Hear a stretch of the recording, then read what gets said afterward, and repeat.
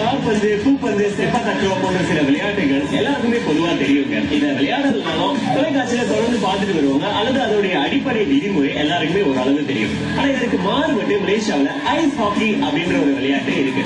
இந்த மாதிரி ice hockey அப்படின்றது குளிர் பிரதேசத்துல மட்டும்தான் விளையாடுவாங்களா அப்படின்றது கிடையாதுங்க. இது மலேசியாவிலேயும் விளையாடலாம். இந்த விளையாட்டு 5 வயது முதலே ஒரு விளையாட்டாளர் விளையாண்டுட்டு இருக்காரு. அவர் வேற யாருமே இல்லை, ஏன் பக்கத்துல இருக்கிற வினோத் ராஜ். இவர்தான். வணக்கம் வினோத் ராஜ். ஓகே, இந்த விளையாட்டை வந்து நீங்க எந்த வயசுல விளையாண்டுட்டு இருக்கீங்க? அதை பத்தி எல்லாம் பேசுறதுக்கு முன்னாடி முதல்ல உங்களை அறிமுகப்படுத்தீங்க. என் பேர் வினோராஜ். எனக்கு 14 years old. 5 வயது முதல்ல நீங்க விளையாட ஆரம்பிச்சீங்க அப்படின்னு சொல்லிட்டு இப்போ உங்களுக்கு 15 வயது அப்படின்னு சொன்னாக்கா 10 வருஷம் விளையாண்ட அனுபவம் இருக்கு அப்படின்னு சொல்லும் பொழுது இந்த விளையாட்டை விளையாடுறதுக்கு முதல்ல உங்களுக்கு எப்படி ஆர்வம் வந்தது அப்படின்னு சொல்லுங்க. முதல்ல சண்டே தான் வந்தேன், ஷாப்பிங்காக தான் வந்தேன். And there's a hockey camp. So நான் அம்மா கேட்டேன், அம்மா can I join the camp? So அம்மா is like, okay, let's see what's happening. So அதுதான் அந்த feeling that you want to do something and want to achieve something came from me. சரி, இந்த விளையாட்டை பத்தி ஒரு அடிப்படை விதிமுறை தெரியாதவங்களுக்கு எப்படி விளையாடுறது அப்படின்னு சொல்லிடுங்க. There'll be 15 players. So 2 team இருக்கும். So each team 15 players. அதுல கோலி, டிஃபெண்டர், forward. So 3 periods இருக்கும். Each period 15 minutes. So 15 times 3 45 minutes full game. ஆக கூட கோல் போட்டாங்க அவங்க தான் வின்னர். இது சற்று வித்தியாசமான விளையாட்டு தான். நம் நாட்டிலும் இதில் பலரின் ஈடுபாடு காட்டி வருவது என்பது பலருக்கும் புகழ்களாக இருக்கலாம். இருந்தாலும் இதில் இவர் ஆர்வம் காட்டுவது சிறப்பானதாகவே கருதப்படுகிறது. இது போக அனைவருமே விளையாட்டின் நன்மையை அறிய வேண்டும். சரி, இப்ப கால்பந்து அப்படின்னு எடுத்துக்கிட்டா பல விஷயம் ஃபவுல் அப்படின்னு நம்மளுக்கு தெரியும், நிறைய பேருக்கு தெரியும். அதாவது கால்பந்து கையில பட்டுச்சுன்னா அது ஃபவுல் அப்படின்னு சொல்லுவாங்க. இப்ப இந்த ஐஸ் ஹாக்கில எதெல்லாம் வந்து ஃபவுல் அப்படின்னு நீங்க சொல்லுவீங்க?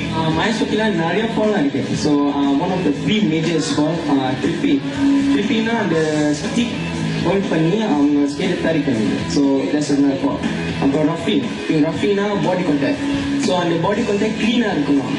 அந்த கிளீன் இல்லைன்னா ஃபால். ஸோ நம்ம பாடி கான்டாக்ட் இன்னைக்கு இருக்கணும். ஸோ அந்த சைடில் பாட்ஸில் ஸோ தட்ஸ் a foul. அப்புறம் ட்ரிப்பிங்னா ஸ்டிக் யூஸ் பண்ணி அவங்களோட ஸ்கேட்டை இழுத்துட்டு, ஸோ அது ட்ரிப்பிங். அப்புறம் இன்னொன்று மிஸ்கான்டாக்ட்னா அந்த பார்த்து அந்த பந்து த்ரோவிங் ஃபைட்டிங் அதெல்லாம் மிஸ்கான்டாக்ட். சரி, 15 வயதுல நீங்க பல சாதனைகள் படைச்சிருக்கீங்க அப்படின்னு லைட்டா கேள்விப்பட்டோம். நீங்களே உங்க வாயால சொல்லுங்க, என்ன மாதிரியான சாதனைகளை இது வரைக்கும் படைச்சிருக்கீங்க அப்படின்னு சொல்லுங்க. அச்சீவ்மெண்ட்ஸ்லாம் நிறைய இருக்கு. ஸோ ஒன் ஆஃப் தேம்னா பெஸ்ட் டிஃபென்ஸ்மேன். ஸோ இந்த சீசன் தான் ஜெயிச்சிட்டேன். ஸோ அதில் 10 points.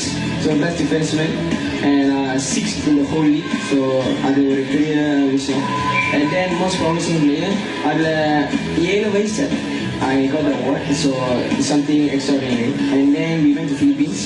And the game we beat Philippines, the whole team, 6-0. So ஒரு பெரிய win நமக்காக. So that's my achievements. இப்படி இன்னும் பற்பல சாதனைகளை இந்த வயதிலேயே இவர் பெற்றிருப்பது உண்மையிலேயே பாராட்டுக்குரிய ஒன்றுதான். இது சற்று ஆபத்தான விளையாட்டு என பலரும் கருதும் வேளையில் அது அடுத்த விஷயம்தான் என்றெண்ணி துணிச்சலாக இவ்விளையாட்டை கற்றுக்கொண்டு முன்னேறி வரும் இவர் பலருக்கும் முன்னுதாரணமாக திகழலாம். ஆக எந்த விளையாட்டுகளில் தான் ஆபத்தில்லை, அந்த மனப்பக்குவத்தை ஒருவருக்குள் விதைக்கும் போது அதுவே அவரின் வளர்ச்சிக்கு தடைக்கல்லாக அமைகின்றது. முயற்சிப்போம், வெற்றி காணும் வரை முயற்சிப்போம் என உறுதிக்கொள்வோம். I used to coach him when he was young. If I'm not mistaken, about 7-8 years old. If I'm not mistaken. Back then, as mentioned, I think a lot of them started with skating first. So from there, we actually started teaching them more skating, hockey skills, and slowly put them into our league. So he used to play Division 3. A couple of years later, now he's playing for Team Harimau, which I'm also the coach. And now we're all playing in Division 2. So Division 2 is more of the entering the competing stage of hockey in the league. He has done a lot. He has improved tremendously. He also participated in some of the tournaments abroad. Also first place. So that's a good thing. I hope he continues training hard because he has a bright future, a long playing time ahead of him, and hopefully soon he'll be joining the national team. இவரின் பயணம் தொடரும். அதில் இவர் சாதிக்க வேண்டியது இன்னும் நிறையவே காத்திருக்கின்றது என்பதற்கு இதுவரையிலான இவரின் வெற்றிகளின் சான்று. தேசிய நிலையில் தன்னை உயர்த்திக் கொள்வதோடு மேலும் பல நிலைக்கு உயர இவரது முயற்சிகள் நிறைவேற நமது ஆதரவை முன்வைப்போம். எந்த சாதனையை நம்ம படிக்கணும் அப்படின்னாலும் கண்டிப்பா யாராவது ஒரு ஆள் எப்பவுமே நமக்கு ஒரு பெரிய தூணா ஒரு சப்போர்ட்டா இருக்கணும் அப்படின்னு சொல்லுவாங்க. உங்களுக்கு உங்க வாழ்க்கையில அல்லது இந்த விளையாட்டுல குறிப்பா எடுத்துக்கிட்டோம்னா யார் பெரிய சப்போர்ட்டா இருந்தாங்க அப்படின்னு சொல்லுவாங்க? என் பெரிய சப்போர்ட்னா என் அம்மா தான், and also my coaches and N family members. So ஆனா என் அம்மா தான் என் பெரிய சப்போர்ட். So நான் if I'm here is because of my mom. 4 வயசு ஸ்கூலுக்கு போனதுலேருந்து படிச்சது அப்படி நோட் பண்ணணும் அப்படின்னு எங்களுக்கு ஒரு ஆசை. அப்படி இருக்கும்போது நாங்கள் சோலோ கேம் போட்டோம், சேவிங் போட்டோம், டேக்வாண்டோ போட்டோம், அப்போ இந்த மாதிரி டீம் கேம் போட்டோம். அப்படின்னு போட்டு வரும்போது அவருக்கு இந்த ஐஸ் ஹாக்கி ரொம்ப பிடிச்சிருந்துச்சு. அப்போ அந்த டீம் ஒர்க்ல இருந்துட்டு எவ்வளோ அச்சீவ்மெண்ட் அவரால் பண்ண முடியுது.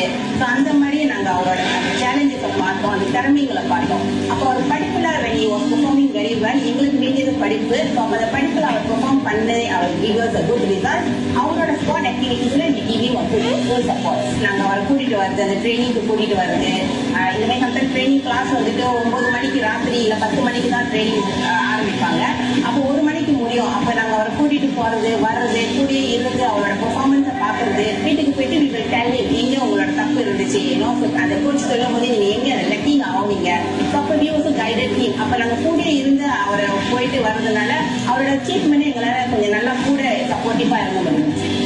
அவர் கண்டினியூட்டி ஆஃப் பிளேயிங் இந்த கேம்ல எவ்வளவு தூரத்துக்கு எங்களால் சப்போர்ட் பண்ண முடியுமோ in whichever way that we will support him. இப்படி பெற்றோரின் ஆதரவான வார்த்தைகளும் உற்சாகமூட்டும் வார்த்தைகளும் பலரின் வாழ்க்கையில் ஒரு திருப்பு முனையை ஏற்படுத்தியுள்ளது. இதுவே இவரது வாழ்க்கையிலும் நிகழ்ந்துள்ளது என்றால் மிக இல்லை.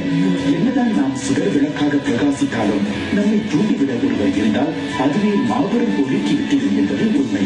விளையாட்டின் நன்மை அறிந்து வளரும் சமுதாயத்தை அத்துறையில் வளர்ச்சிக்கான ஒத்துழைப்போம். இந்த விளையாட்டுல சாதிக்கணும் அப்படின்னு நிச்சயமா உங்களோட பட்டியல்ல பல விஷயங்கள் இருக்கும். அது என்னென்ன விஷயம் அப்படின்னு சொல்லுங்க. National Hockey League. So on the state level, want to compete there. அப்புறம் represent Malaysia in SEA Games, Olympic Games, அதெல்லாம் போய் விளையாடணும். So that's my aim. சரி, இந்த மாதிரி ஆசைகள் எல்லாம் உங்களுடைய நிறைவேறணும். இந்த மாதிரி உலக அரங்கத்துல ஐஸ் ஹாக்கி போட்டியில எங்களுடைய தமிழர் ஒருத்தருடைய பெயர் இடம்பெறணும் அப்படின்றதுக்கு நாங்க ரொம்பவே ஆசைப்படுறோம். இந்த ஐஸ் ஹாக்கியில மட்டும் இல்ல உங்க வாழ்க்கையிலும் நீங்க பல சாதனைகள் புரியணும் அப்படின்றதுக்கு எங்களுடைய மனமார்ந்த வாழ்த்துக்கள். ரொம்ப நன்றி. ரொம்ப 360 degrees and for giving me this opportunity. I'm very happy and very proud to be in this program. Thank you so much. ஆக இவரை நீங்க பகிர்ந்துகிட்ட இந்த அனுபவம் போல பல புதுமையான பரிட்சயம் இல்லாத சில விஷயங்கள் நம்ம கத்துக்கிட்டு அதை பயிர்ந்து நம்ம வாழ்க்கைக்கு ரொம்ப உறுதுணையாவே இருக்குங்க. ஐஸ் ஹாக்கி மட்டும் இல்லைங்க, எல்லா விளையாட்டுலயும் எந்த ஒரு சூழ்நிலையிலும் கைவிடாம இருக்கணும் அப்படின்ற ஒரு கொள்கையை நம்ம மனசுல விதைச்சிருப்பாங்க. வெற்றியை நோக்கி தொடர்ந்து பயணிச்சுட்டு இருக்கணும் அப்படின்ற ஒரு ஸ்பிரிட்டையும் நம்ம மனசுல விதைச்சிருப்பாங்க. இது விளையாட்டுல மட்டும் இல்ல, வாழ்க்கையில பல நேரங்கள்ல நம்மளுக்கு பயனா இருக்கும்.